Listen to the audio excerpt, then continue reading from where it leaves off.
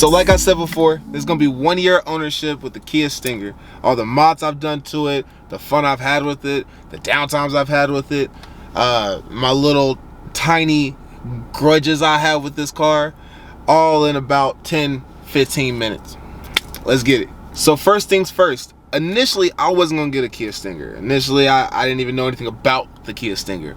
I just so happened to be at a Dodge dealership looking at a Scat Pack, and then they had this GT2 2018, and I started looking at it. I thought the interior was nice. I thought everything was nice.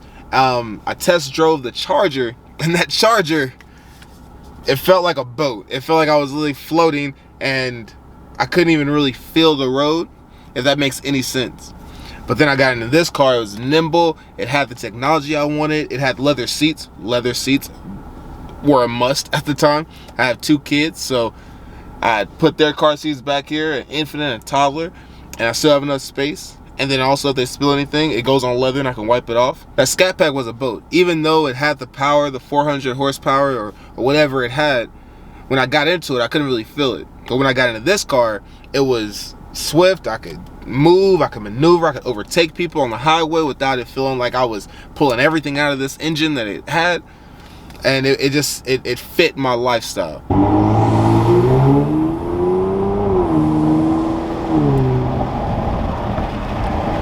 Alright, the first thing I want to talk about with this car is that the performance has outdone itself. I thought that I would get tired of it, that it'll be a little too heavy after a while, but I haven't.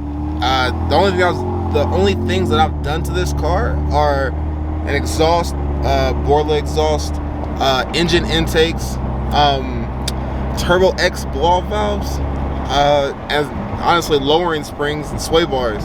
That's the only thing I've done to this car, and it's, I don't know, it just fits. It fits it, and this car works with it very well. A lot of times you put on exhaust and it doesn't sound like how it should. It doesn't fit very well or fit the car very well. But this, it sounds good. It runs amazing. Like, listen to that. Listen to that. You can't ask for much more, you know? So with me being 25, having 2 kids, in the military, I needed performance, but also I needed space. This car, having, you know, being a 2-door, being a sport hatchback kind of deal, kind of like the Audis, and then still being within a reasonable price range, I couldn't really say no to that, you know? Every time I tried to rule this car out, I ruled the other car that I was looking at out with the amount of space. I fit, like I said, I have 2 kids, so I fit infant car seat, and then I fit a toddler car seat in here. And I mean, I can still, me and my wife can still lean the seats back. Me and my wife can still sit comfortably in the car. So number 3, right? The looks of this car. You know, you can't say no more. You know, obviously I've added some LED canards, but stop. It still looks aggressive. It still does not look like a Kia at all, and it really does help taking that off. Everywhere I go, people look at it. People, you know, glance over at it. People are like, "What is that?" And it just doesn't look like anything else on the road. Between the aftermarket support for, you know, from wide body kits, which, well, secret, it's coming soon. This underglow, changing the headlight colors, tints, can make it all look so much more aggressive. The carbon fiber hoods they have out, you just can't, again, the aftermarket support is amazing. The front angle to the back angle, the 19-inch wheels that come with Brembo brakes, just the sloped look of it, it's just enough aggressiveness without trying too hard, without trying to be an Audi or a BMW, without trying to do too much. It does just enough. And when I say people really look at it, people, you know, look at it, they want to talk about it. Hey, what is that? You know, especially since I don't have any Kia badging on it, like I said. They want to look at it, they want to figure it out. Like, what is that? Why does it sound like that? Oh, I have a Borley exhaust on there. They have Borley exhaust on there? They support that? What type of exhaust? You know, they just keep wanting to talk about it. You will get some people that are just kind of like, well, it's still just a Kia.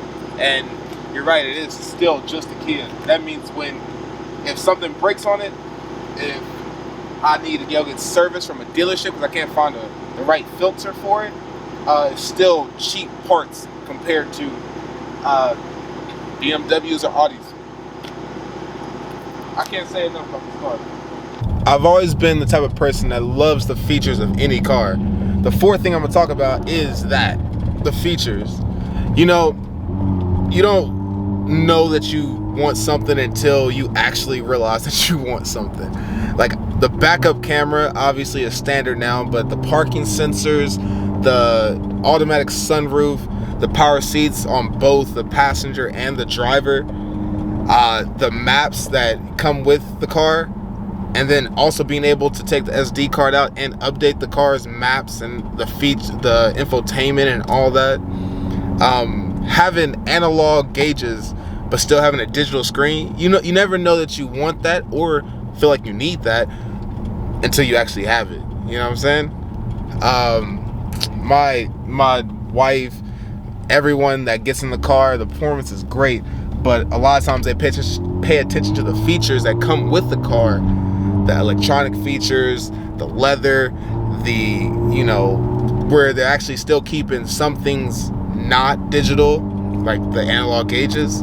A lot of people pay attention to that, me included. And still I didn't pay $50,000. I didn't get it brand new, obviously, but for a car to come out at $50,000 and to have all these features, I can't say any more good about this car than I already have.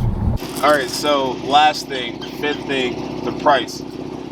There's nothing on the market right now, and I know I've been talking about it a lot. I know I've been alluding to it a lot. I know I've just been straight out saying the price, the $50,000 MSRP.